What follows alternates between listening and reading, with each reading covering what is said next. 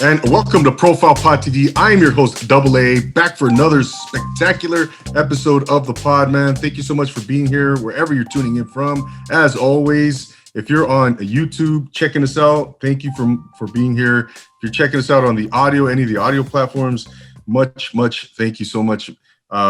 We got a great one in store again, as we always do. Double A here, I love bringing the who's of whatever industry I am dealing with. And tonight we have the food business. Who doesn't love food? We are going to the food industry, man. So real quick, guys, don't forget to subscribe to Profile Pod TV on YouTube. Of course, you see the bottom right-hand corner there. Check out the purple box, the purple logo. Click on that, subscribe, man. It's one way to show some support. I'd really appreciate it. Leave a rate and review on Apple Podcasts, as always. Follow me on Instagram, shoot me a DM, what have you. So also, if you want to be a guest on Profile Pod TV, and remember, you got to be doing something inspirational. You got to be doing something motivational, something amazing in the community. Maybe you're a podcaster, maybe you're an entrepreneur, maybe you're a business owner, maybe you wrestle grizzly bears in Alaska. Whatever the case may be, we want you on this podcast, because we want to showcase you. We want to put you on a pedestal. We want to promote you. And by the way, when you come on this podcast, this is not a one-time deal. This is an ongoing thing. I will promote you. I'll continue to share your content, repost, like, follow, all that good stuff. And it's an ongoing thing, man. And you look at my page, I'm, consistently promoting my past guests, future guests, and reposting their stuff. So that's something I'd like to emphasize, man, because I'm trying to build a community here, trying to build a family environment where, we're all helping each other out, man. And today is no exception with our guest. My man started his business during the COVID, the year 2020, and he's been going full throttle. He is here to talk about his story, share his food, share his vision, share his story with how he started, man. Ladies and gentlemen, without further ado, please welcome my man, Nick from the Savage Kitchen. What's up, bro? Welcome. What's up, man? How you doing? Thank you for having me, bro. I really appreciate it, man. Oh, brother. No. Thank you so much for being here, man. I appreciate your time. The Savage Kitchen is in the building, bro. I know you're from El Sereno, bro. How was your day in El Sereno? How was my day living in El Sereno? Yeah. I mean, today, anything extraordinary today, Nick? Honestly, bro, I'm just, trying to live life. Moved out of El Sereno about 3 years ago, but that's my home. That's where I grew up at, bro. Born and raised El Sereno. Went everywhere around there. Saw people hustling back in the day. And that's in just that little spot, that little community right there, bro. They're on the hustle right now, man. They're doing big things in that community, bro. You guys definitely need to check them out. They got the Wednesday night market in El Sereno. Amazing vendors, amazing food there. Definitely give them a look, if you're in the area or surrounding areas, man. No doubt, man. No, we met at the Stomping Ground food pop-up a couple weeks ago, and I met so many great people from that community. And you guys are doing some amazing things. There's some hustlers there, man. There's some people working hard, going after their dreams, trying to, build it and do what they got to do. And no doubt, man, no doubt. It was a pleasure being there. And the Savage Kitchen, brother. Tell us, before we get into this to the meat potatoes of everything, Nick. Tell us a little bit about what you do, man. Tell us a little bit about the Savage Kitchen. Yeah, all right. So I've been a chef. I rose through the ranks in the restaurants. I worked in the restaurant industry for a total of 12 years, right? And I started as a dishwasher, busted my ass, did the whole shebang, bro. Dishwasher prep. Like, I never had that college training. This was just something I felt, and it inspired me to do it, man. I started at Benihana. I was a dishwasher at Benihana, way back when, bro. And from that moment where I seen I was a dishwasher. I seen the chefs, chopping food, just the way they use their knives and all that stuff, as from chopping vegetables to breaking down fish to breaking down steaks. like that drew me in, and that alone, like, just like, hey, dude, I want to be able to do this next. This is my next thing I got to do next. And so that's where I came from. And I started back in roughly 2010. Okay. Rose to the ranks. Like I said, dishwasher, prep cook. And then from prep cook, I prepped all the veggies, prepped all the meat. And then I busted my ass to work in downtown LA. I one of the most prestigious restaurants in downtown LA, which was Bottega Louie. So Bottega Louie, like, Okay. they're like a 5-star restaurant, man. Great Italian food.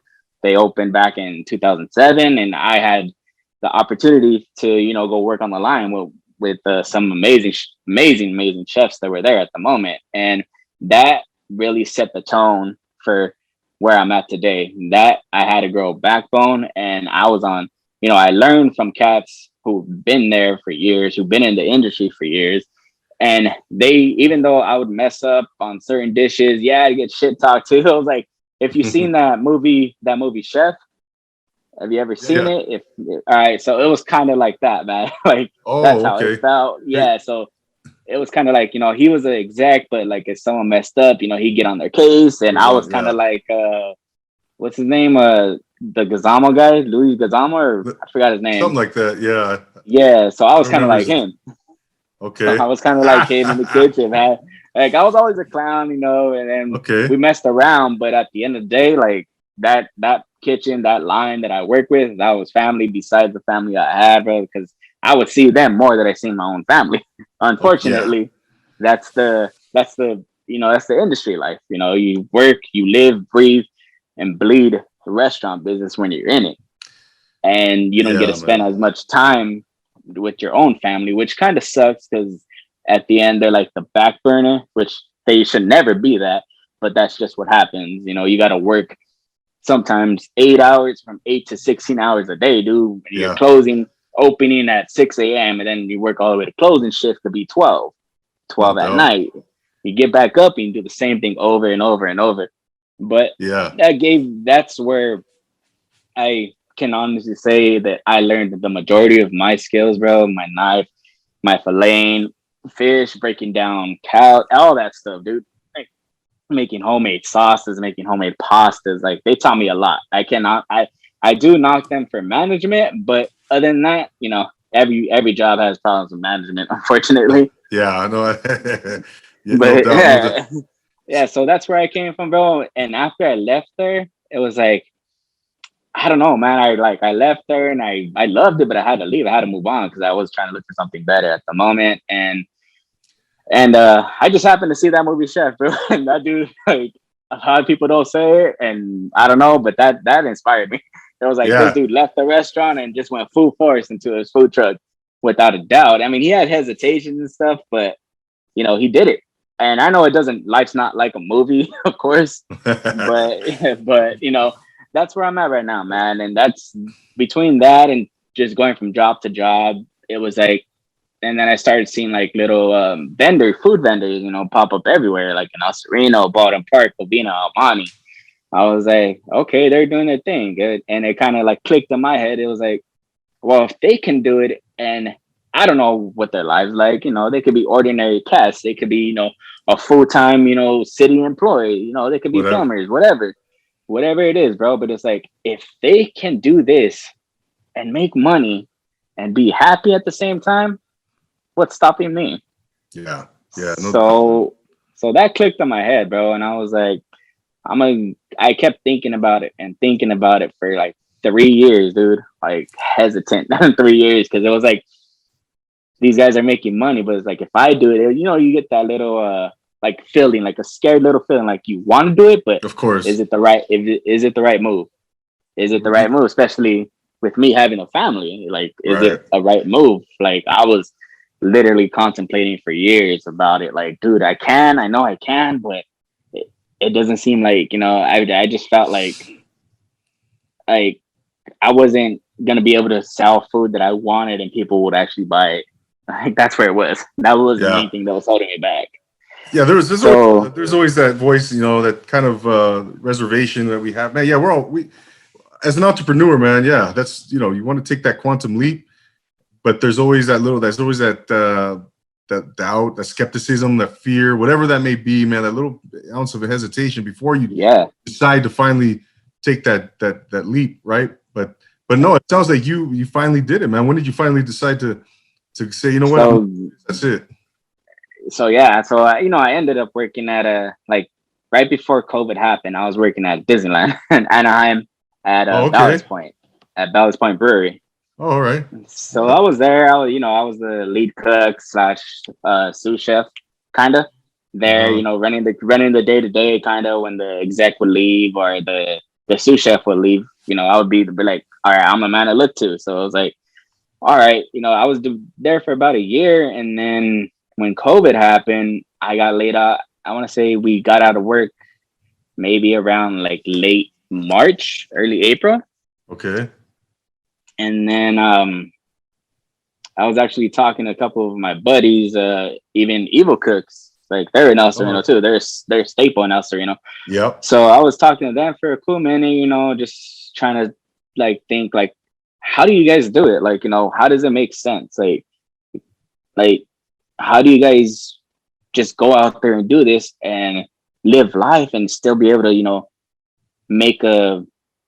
support your family at the end of the day? Right. Like that was my thing. It was like, I can go and do this, but I still need something to support my kids and support my wife too, So they're just like, bro, like you just got to do it. You just got to. You could ask all the questions you want in the world, and you could jot down all this, and you could plan for all this. But at the end of the day, if you're not doing it and you're not out there, and you're scared, then you're never gonna know. And all you're gonna think is, it's just gonna be like a figment of your imagination. Like, you're just, I could have did this. I could have did this. I should have did this at the time. And then I was like, just one day, like I said, I was talking to my buddy and I was thinking about a name, like, fuck, what can we sell? It was during summertime. So like probably end of May, like end of May, early June of 2020. I was ready to stay at home dad. Like I was watching my kids all day. My wife was going to work. We were all there, bro. Yeah, so she was still going to work though. So, and I was just like, I'd never been the type to be staying at home, especially for like 3 months. Figure I didn't know it was gonna be like a whole year and a half later, but I stood at home, did schooling with my daughter like everyone did, dude. Schooling with the kids, wake up, make sure they're ready, and all that stuff. Cooking dinners, like I was actually a real stay-at-home dad, and I never could place myself as that. So I just got to talking with one of my good friends who I worked with in the past, and he was in the same thing. He worked at one of the restaurants in downtown Disney too, and we got to talking. It was always like, yeah, we should do it. And then it came to the point where it's like, you know what? Screw this. Like, I'm done saying we should. We're gonna do it, bro. Like, so sure enough, I hit him up. Hey, I'm gonna start selling the Cajun boils, bro. You start selling the short ribs. Make them like bulgogi short ribs, like Asian style short ribs. And I'll buy all the seafood, and I'll make Cajun boil trays. And we'll sell these, and boom, boom, boom. And the first run, bro, like, I mean, I learned from that first run, but that first run was like, all right, I'm going to sell these. And so we kind of lost a little money just because I was like kind of new to it and stuff. But I was like, all right, cool. Now I know for next time. Yeah, so we did it, bro. We were out there, and at the end of that day, like, it felt good. It felt like, fuck, like I actually did something. Like, I was cooking again. Like, I haven't had this Philly in a couple months, and I was doing it. And I was doing it for me. It was like, wow. And then, like, dude, we sold out of everything. Like, everybody came out. Like, all my friends supported, family, his friends, his family. And we had people going from even El Sereno, coming all the way from Lincoln Heights, bro. Like, out that way, straight downtown LA, West LA, coming over to my spot. And even people like in Pomona or fucking Riverside coming all the way to my spot to get my occasion boil. Nice. And so they bought it, bro. And then, like, I was like, shit. Like, after I sold it, I was like, all right, cool. I felt good. But then I still had that voice in my head, like, did it taste good? Like, are they happy with it? Did they get their money's worth?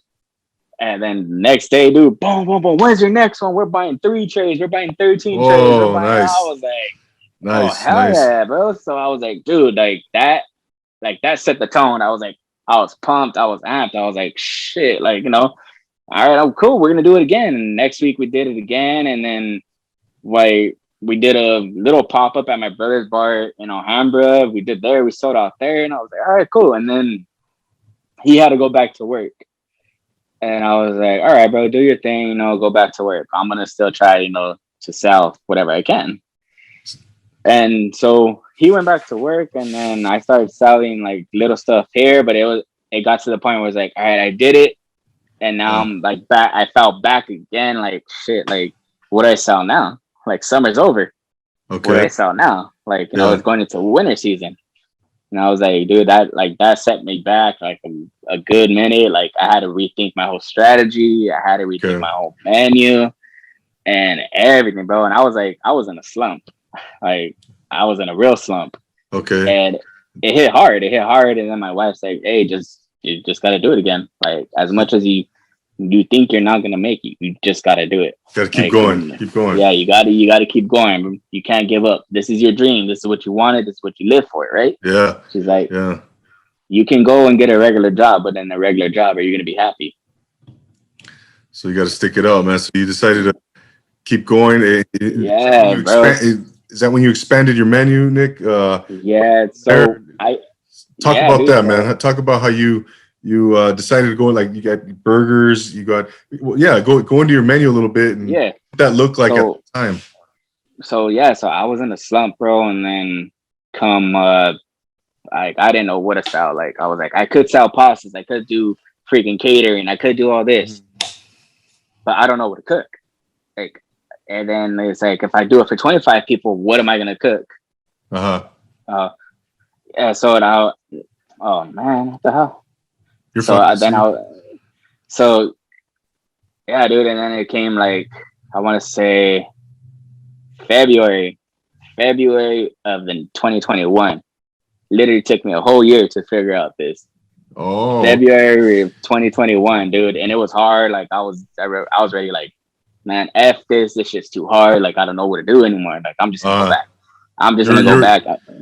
You were about to just call it a day. Yeah, honestly, I was gonna give up, bro. Like, I was at that moment where I was giving up, and so then what was it that kept you, moving forward, bro? What sparked you? So what sparked me at the end of the day was just like, because my daughter seen me and she seen how happy I was. Like, I had her, doing little chopping and cooking with me. She was very happy, cool, bro.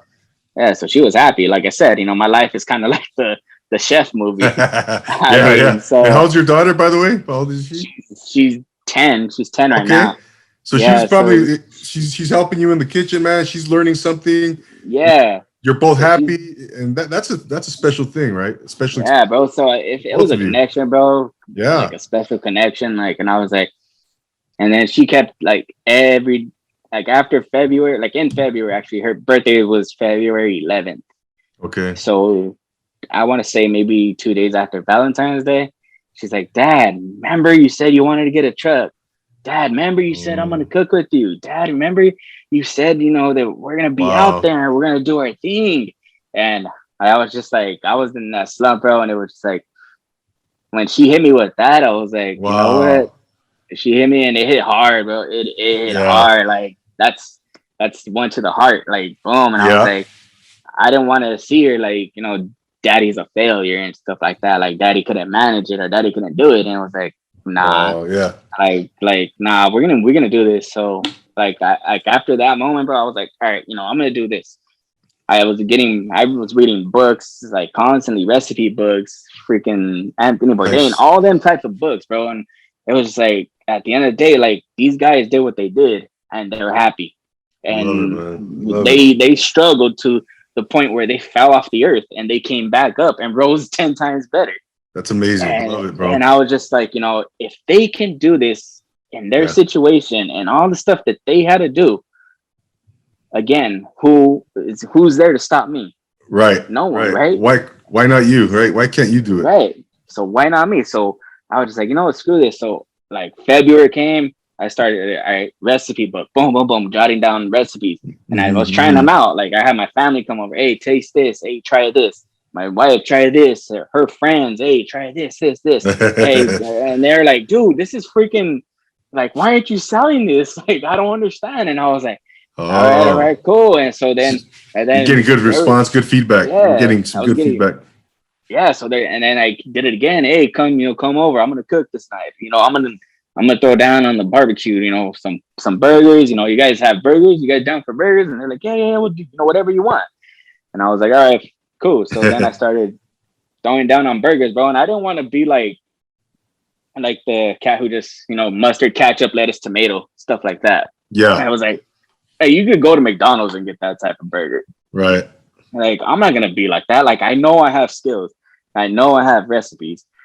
And so then I was like, what goes good with like inside a burger that you could have with a beer? Yeah. And I took it back to my brewery day when I was working at Ballast Point. And I was Okay. like, so these guys messed around with some cheeses and some sauces, and they were good. They sold. And I was like, I'm going to try something like that, but in my own. So then from that point, I had a Texas Toast Ghetto Cowboy Burger.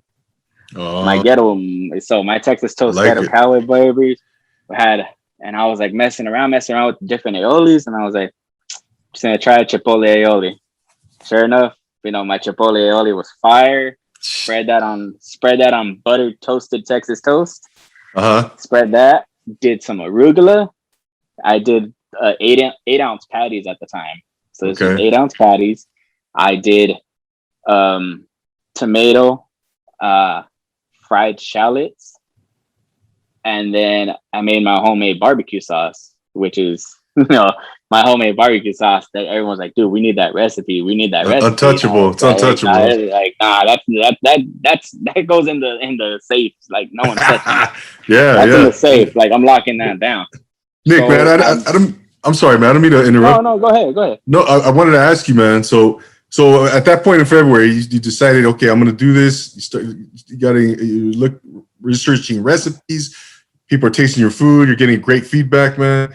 And is that so? It sounds like that's when you decided to really start these new, burgers, the smash burgers, and like the one you just mentioned, and you started expanding your menu. Well, yeah, actually, so I started expanding my menu because this was before I did smash burgers. Okay. So this was just gourmet burgers, like I would just, gourmet burgers, brioche bun, Texas toast. And I sold them once, and then people were like, dude, we need them fries. Like, Yeah. I was selling like potato fries. Like, they were good. They were like way better. They're like curly fry style, but Uh-huh. just better. Yeah, yeah, So I yeah. was like, all right, I did one pop-up for my pad, and like, dude, I had people coming through, rolling through. All right, boom, boom, boom. And I sold out. I was like, okay, Nice. cool. And then it just so happened that my brother's girlfriend, her parents own the Village Mart in El Sereno off Soto.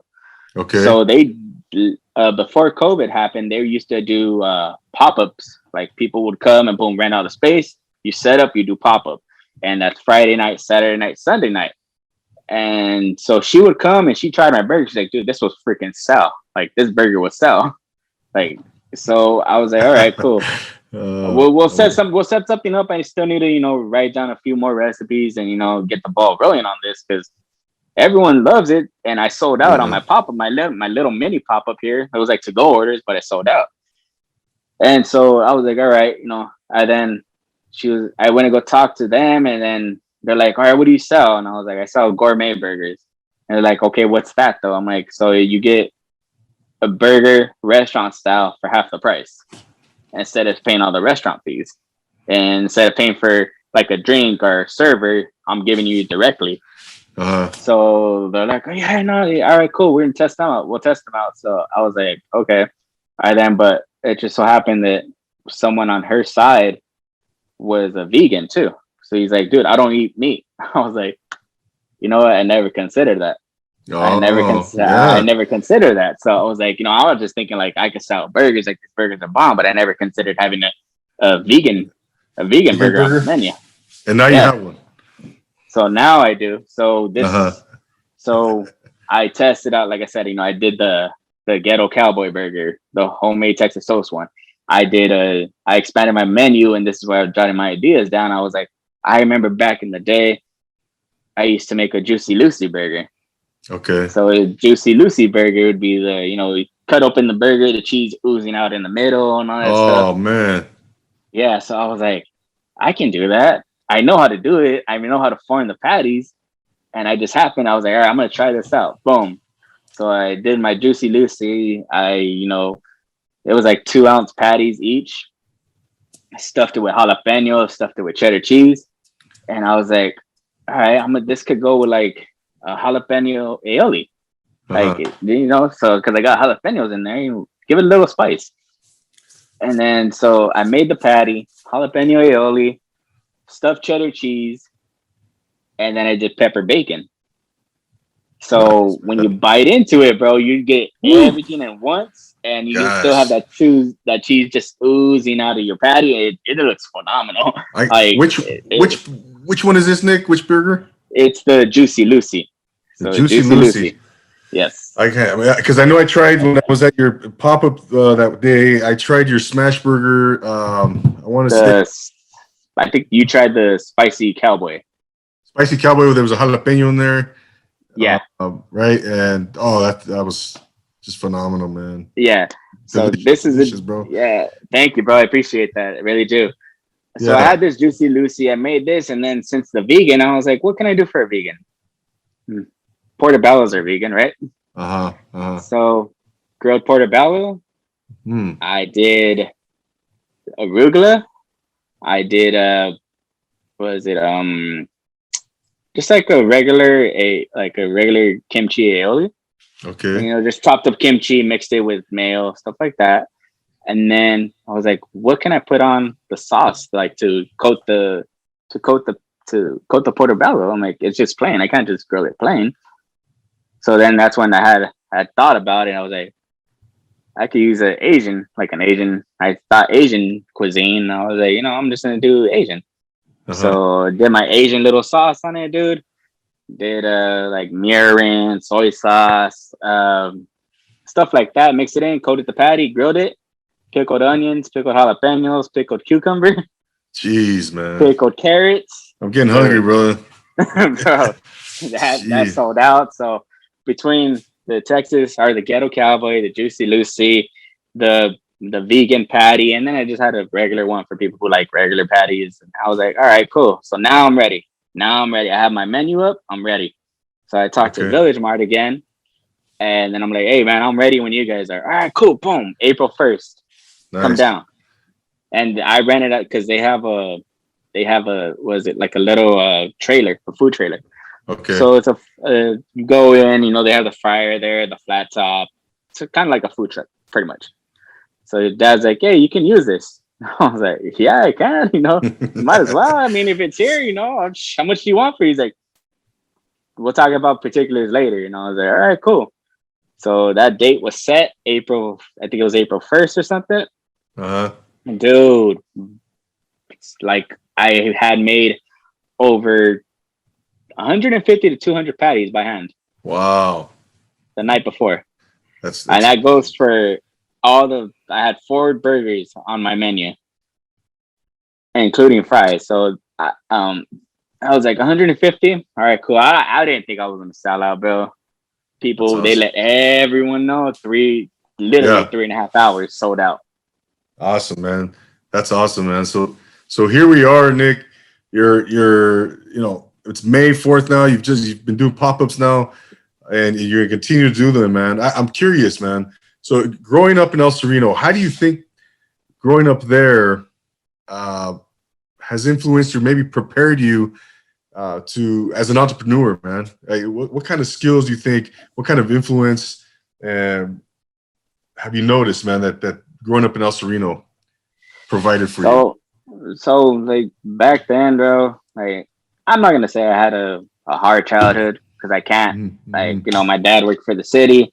My mom, she owned a daycare. She did her thing. Mm-hmm. So, like we lived on a decent side of El Sereno. It wasn't like the most like there's still gang violence and all this stuff there, Yeah. but and I still went to Wilson, and did that Okay. whole shebang over there. Went to Sierra Park when I was in middle school, and Mm-hmm. I grew up in there. I had friends, who grew up with me who unfortunately you're not here today. So it was just like, seeing that, like seeing both of my parents, and yeah, even though they work for the city and my mom has her own daycare, like they had to bust their ass. They did. And to provide for not only me, but I had 3 other brothers. Okay. So like, yeah, it's like I'm the second oldest. My other brother, he's out there in Riverside right now. Then I have my 2 younger brothers still living in Alhambra. But so they provided a good life for us in a sense. But there has been moments where, like, for me, I would say I struggled a lot with school in particular. Like I was that kid who was like not so much a jokester, but just more like teacher told me to do something. I was like, nah, like F you, I'm not gonna do it. Like I don't see the point at the end of the day. So it was always a communication with my parents. And, I was the one who got disciplined the most. I was the second child. the middle child. So you like anyone out there who knows what middle child lifestyle is, you know where I'm coming from. You get disciplined the most. You get the blame from the younger siblings on you. You're not even there half the time. You still get blamed for it. So that's where I was, and I think when I was in Wilson, like going from El Sereno to not giving 2 fucks, like detention every day, dude. Late notices every day, ditching school every freaking day, and like not completing assignments. Like I don't even know how I freaking graduated, to be honest. Like all middle school was a blur, dude. High school, I went in, got you get caught up in the scene. You're smoking weed, you're partying, you want to be out there with your friends instead of paying attention in class. So that's where I was at. I was partying with my friends, ditching every day, going to ditch parties back then. Yeah. And so Wilson was my first year at 9th grade. Ninth and like half of 10th. Then I went to home studies. And then from home studies, I did a half a semester. And then 11th grade, I went to Alhambra, got kicked out of Alhambra, ended up in continuation and senior year. So I was like, bouncing. And it came like, I don't know what it was, dude, because I was still doing me. Like, no, I was like, shit, I'm a senior, even in this continuation. Like, I get out at 12:30 in the afternoon. I have the whole fucking day while these other guys are still, in school. Like, I can go do what I want. I would go party with my friends, go smoke, go drink, go do all this stuff, dude. And I don't know. I can't say. I think it was the fact that in continuation,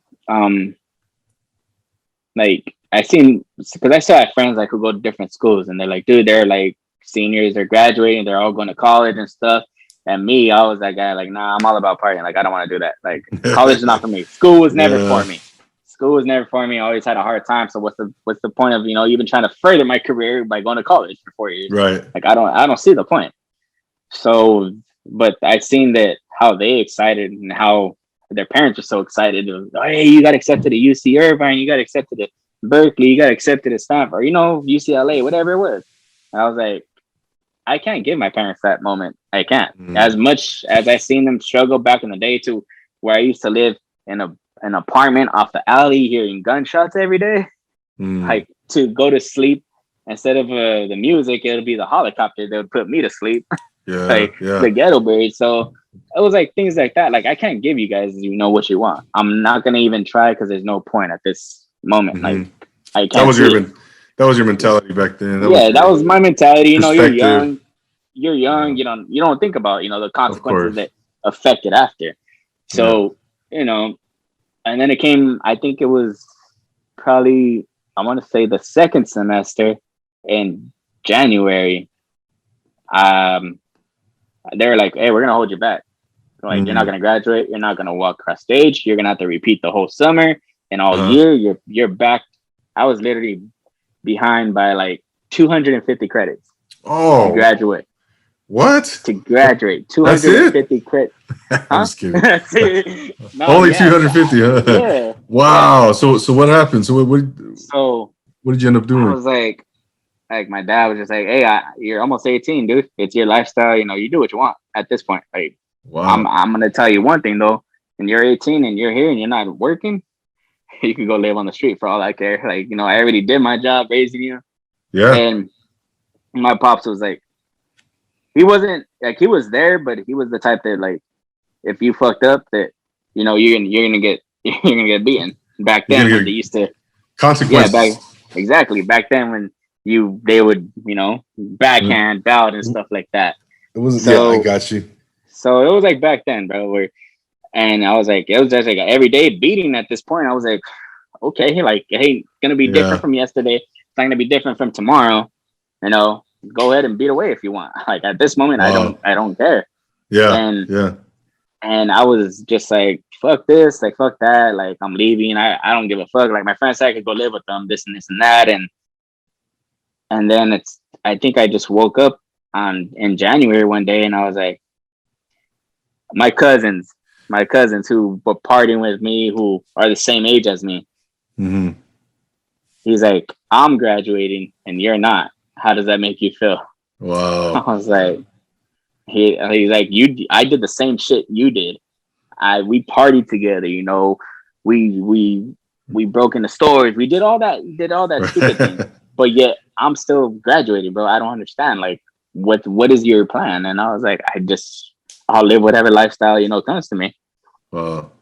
But then that night, I think I just laid in my bed and I was like, something had to change. I was like, I don't know, something clicked the next morning. I was like, man, fuck this. Like, I'm just gonna have to bust my ass now. Like, I need that. It's not a degree, but I need my diploma Yeah. because I need that.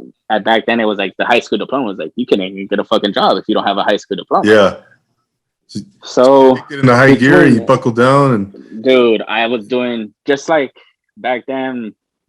Like, this explains why I can manage doing 12 to 16-hour shifts. I was going to school from 6 o'clock in the morning to 9 o'clock at night, going home, doing homework to 2 a.m. and waking up every day. Wow. And doing the same thing every day.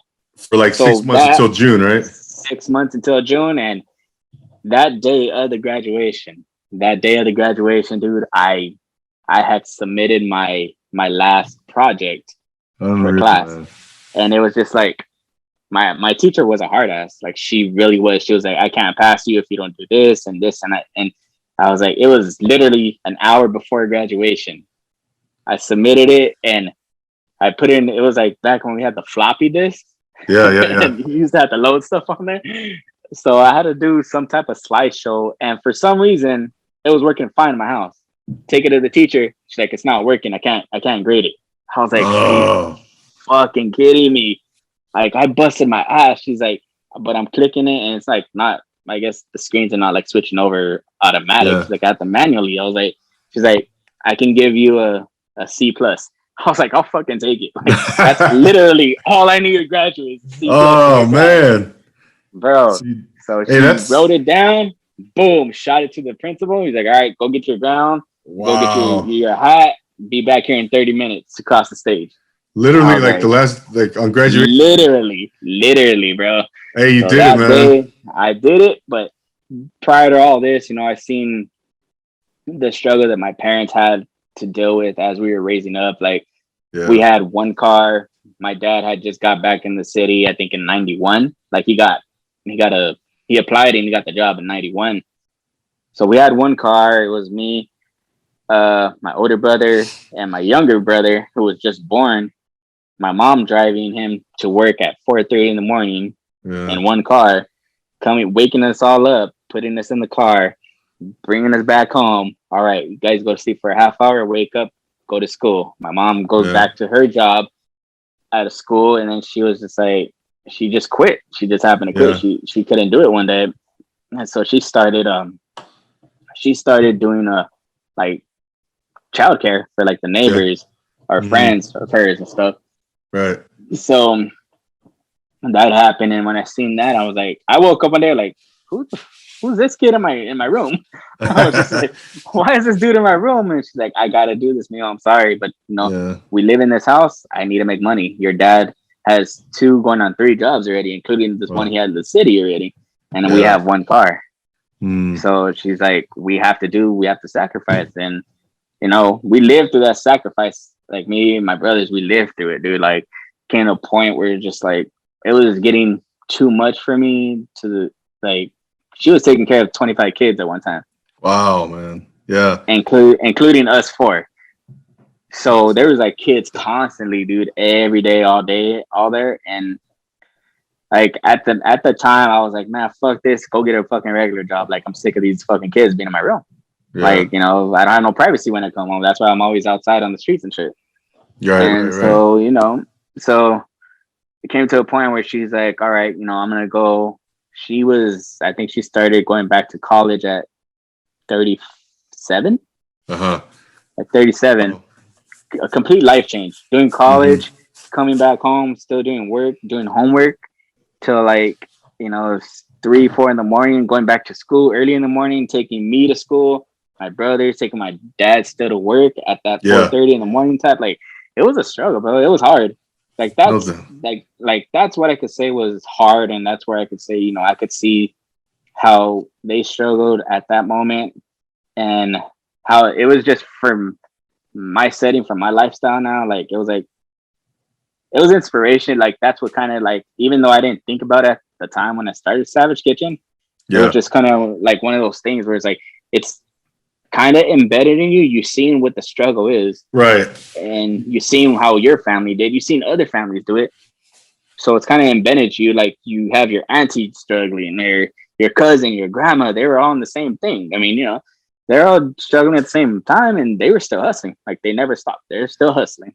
Like till this day, they're still hustling, bro. So I can't say like I don't have it in me. It was just more of like a fear.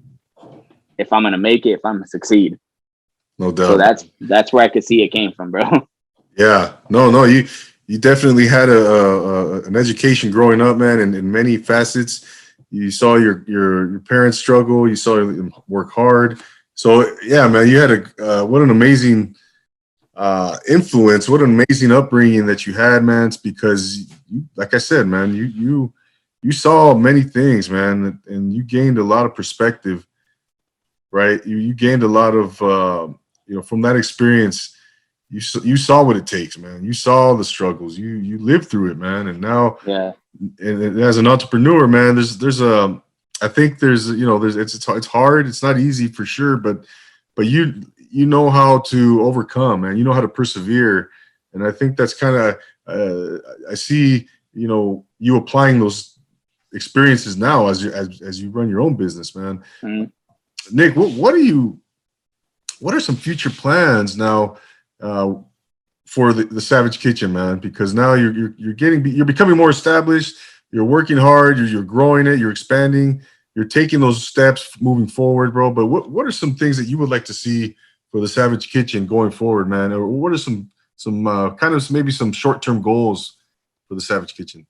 Short-term goals, bro. Honestly, I just want to get the Savage Kitchen from where it's at right now to I want to be able to go worldwide with it. Be honest, like that's awesome. a lot of people who start up restaurant businesses or even food businesses, like they tend to. Well, the way I've seen it is that you go corporate, like they grow up in the kitchen, bro, and it like family, is all behind you and they're working with you because it's a family owned business. Yeah. But I just see it's like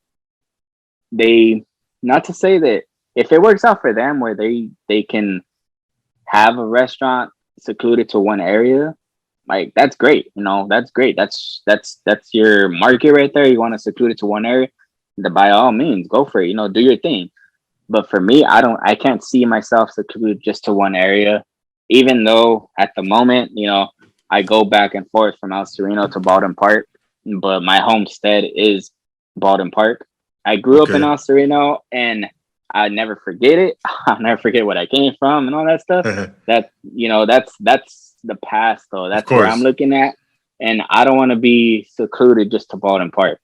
Like at the end of the day, I want to take Savage Kitchen on the road. I want to be able to take it to Frisco. I want to be able to take it to San Diego, and the only way I can see myself doing that is buy a food truck. That's the only reason I can see it, because with the food truck, you can go worldwide, you can go nationwide, you take it wherever you want. And I just see like Savage Kitchen going out that way. Like right now, I seen it going down that route where if I have one truck, you know, I don't have to. I could seclude one truck to LA. I can seclude one truck to Diego, or you know, vice versa. You know, they Right. can go wherever. But I just don't want to be stabilized to be exclusively in one part. Like You're that's thinking where big, I man. feel. Yeah, that's where I Like you feel said, that. worldwide. Yeah, because once Worldwide. for me, I just feel like if I seclude it to one area, I don't feel like I'm doing um Savage Kitchen a favor by doing that. Like, Right. You know, you you don't know, want to limit yourself. You again, yeah, you're thinking on a global scale, man. You're dreaming big, man, and that's great. You know, you want to get yourself out there. You don't want to. You're not narrowing yourself down. yeah. You're, Especially just because at you're the end of the thinking the day, big like picture. I got to, because at the end of the day, bro, I'm doing this. Yeah, you know, it is mine. I can say that I do own Savage Kitchen. It is mine, but this is going towards my kids. Of course, Like, of course. you know, and my kids, they love exploring. So why am I gonna have them, you know, work in a restaurant where they're only secluded to that one spot? Like my daughter could go take a car or a van, one of my trucks actually, when she gets older. Hey, Dad, I want to go on a trip, but I want to be able to, you know, sell food and stuff like that. Hey, go ahead, Yeah, take the truck where you want, no or doubt. go cater an event where you want, bro. Like that's where I see for Savage Kitchen in the future, and that's my goal, man. I just want to have like food trucks because I think for the more the more you travel and make yourself known worldwide, not only do you get known, but you have different experiences with different people who could try your food, and you know Oh they yeah, like you like, and that's one of my goals too. Like I love when people try my food, and even though I don't eat it as much, I taste it. I taste as I go. I taste as I go. But when I get a compliment, whether it be from, you know, you or even my brother or, you know, someone close, someone who doesn't even know the family, someone who never heard of me is like, dude, this is really good. I don't understand why you're not taking this out here. Or they really love this at this place and you should post up over here. Or, you know, at this yeah. one. And it was like, I mean, I kind of get it. I still have that little saying in my head. It's like this still kind of holds me back at the end of the day. But like that's just the little voice in my head that's like I could say it's probably like just a little fear. Like everyone has fear inside of them, dude. Of course, man. Everyone has fear. You can't live without fear. So it's like, We're only human. yeah. So I mean, yeah, bro. I'm just trying to take this worldwide as Yeah. much as I can, as far as I can. No, that's great, man. That's great, brother. I know. You know, a couple questions before we wrap it up, Nick. What? Let me ask you, man, a little bit more about yourself, and what's your favorite movie Right now, favorite or all movie. time? Do you have an all time favorite movie? Oh, my all times, bro, is Godfather. Like all Oh time. yeah, yeah, Godfather, man. Godfather 2 especially. Like that's my all time. Godfather 2. I love that, man. I God, love like that. you could have like catch me watching that on holidays, weekends, you know, whenever it's on. I have the whole series on Yeah, DVD still, so it's like it's on my Amazon Prime books. It's on everything, dude. no doubt, no That doubt. that that's my go-to movie though, because Yeah, it just like yeah, it's a lot of, you know, gangster vibes and stuff like that, but the way I see it, Michael Corleone, he's a hustler at the end of the day, dude. no, of course. Like, The themes, like the principles behind it, yeah. behind those that movie. You know exactly the message and all that good stuff, man. Yeah, Yeah, he was there. Entrepreneurs, man. He's an entrepreneur at the end of the day. Like you said. exactly, bro. So that's like I could say I could watch that. I watched that movie like every freaking day since about maybe I was like 8 years old. 8 years Building an old. So empire. Yeah, now, yeah, yeah. there you go, bro. That's how Building an empire. that's the way I I was want it. I just need to build an empire. I was just watching Scarface, man, a little while ago. Oh, there you go. See, there You you know, go. kind of It's similar, another one. similar. Yeah, it's Another another hustler. one.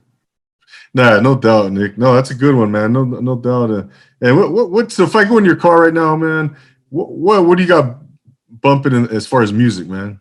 What does Nick got in there? Music, uh, genres. I like 90s hip hop, I like some soul music. I like oldies. I even have a little like Metallica and stuff like that when I want to get like, hyped Yeah. up and stuff. But like, yeah, it's usually 90s hip hop, bro. Like I grew up like from 90s to 2000. So just all that like era. But as I was starting Savage Kitchen actually, and I don't know if you notice in a lot of my videos that I post or stuff like that on Instagram, but it is Nipsey Hussle. Oh, okay. Yeah. So when I Awesome. started Savage Kitchen, I was actually listening to a lot of Nipsey Hussle, and not just because he was. I mean, he's dope, but if I actually would like drive on my drive home from Anaheim from Disneyland late at night, that was my go-to was Nipsey Hussle, just because not like a lot of his songs they're like getting money this and that or gang violence, but like there's I would say probably like a good 70% of his songs, 70% out of all the songs that he did, they're talking about his grind, his hustle, how he came Yeah. about, all of the struggles, and No. between that, bro, and between the whole like wondering if I should do this and all that stuff, like that dude, like I mean, he inspired me a lot. Like his words resonated with me in a good way, Yeah. in a good way, in a great way, and I, like till this day, dude, that is my like that's my dude. Like Yeah. R.I.P. Nipsey Hussle, but like he was like a platform for me to look towards. Like this guy came out the hood, like legit the Yeah. hood. He came from gang violence, grew an empire, grew a freaking empire with his brother and all that stuff, and still gave back to his hood. Unfortunately, things happen, but Yeah. this dude was like when I listened to his music, it was just like, dude, like I could relate to a good amount of it, like Exactly. and I grew up kind of like in the same era as him, so it's like this when he passed, I was just like, dude, like Yeah. it sucked and it hurt, but at the end of the day, like he did what he did, bro, and I can never say that he wasn't one of the greatest rappers that I ever heard of, besides Tupac, besides Biggie. The West Coast, like Nipsey Hussle's my dude. Like Much anyone could talk respect. shit about him, but that dude helped me through some dark times. Like as much as they say, oh, he only says this and he talks about this. Like, no, you need to really listen to what he's saying in order for Sure. you to understand. So that's what's in my music and my libraries right now. That's automatic, bro. All right. All right. Yeah, definitely, man. Yeah, Nipsey Hussle's he's a great one, man. Great one, man. He's a hustler, and like you said, he built an empire. What before we go, man? Where can the good people follow Savage Kitchen? Where can they find you? Where can they connect with you, Nick? Go ahead and give them the rundown, brother. For sure.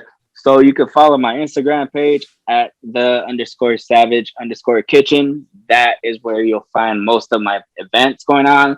You can see most of my menus and most of my food pictures if anyone's looking for that as well. You can also follow my personal page, Chef Nick Munoz. It also is on Instagram. And then for those of you who only have Facebook, you just type in The Savage Kitchen and I'll pop up on there too. Also, like all my information's on both of my Instagrams, how you get in contact, email, phone number, texting, direct message me. And thank all you guys, for coming out, whoever came out today to watch this live. I really appreciate it. And hopefully one day you guys come out and enjoy some bomb smash burgers and some loaded fries. And I'll be adding to the menu this summer as well. I got books written down, a recipe. Like you guys don't even know.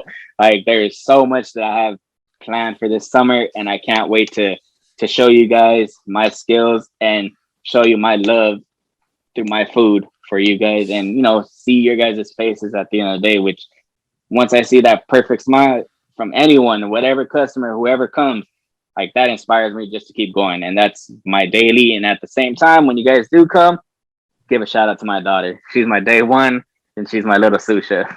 Oh man, beautiful, man. Absolutely. Ladies and gentlemen, there you heard it. What's your daughter's name, by the way?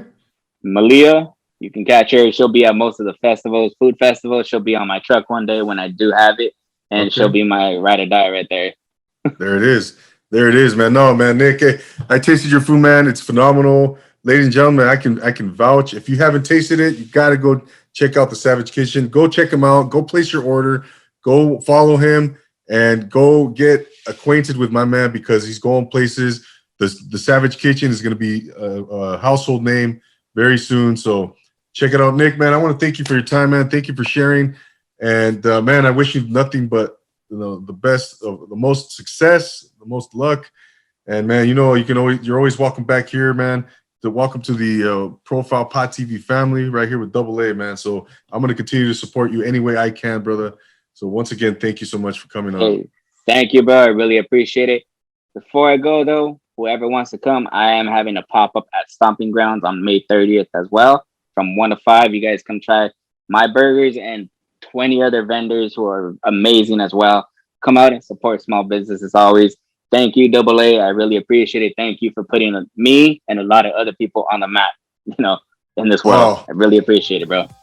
No, you're welcome, man. You're welcome, man. And that's what it's all about. Let's help each other out. Let's build community, and let's keep grinding, bro. Keep going after our dreams, man. So once again, thank you so much, ladies and gentlemen. There's Nick Munoz, owner, operator of the Savage Kitchen. Again, go check him out. Go taste his food, place your orders, because he is going places, man. For myself, I'm DoubleAA. Don't forget to subscribe and to right here on YouTube. Leave me a rate and review.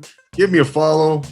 Follow me on Clubhouse, Twitter, Instagram. Send me a DM. And also, if you wish to be on this podcast, just like my man Nick, doing something inspirational, doing something for the community, following his dreams, hit me up and we'll work something out. For Nick Munoz, I'm DoubleAA saying, always remember to take it easy.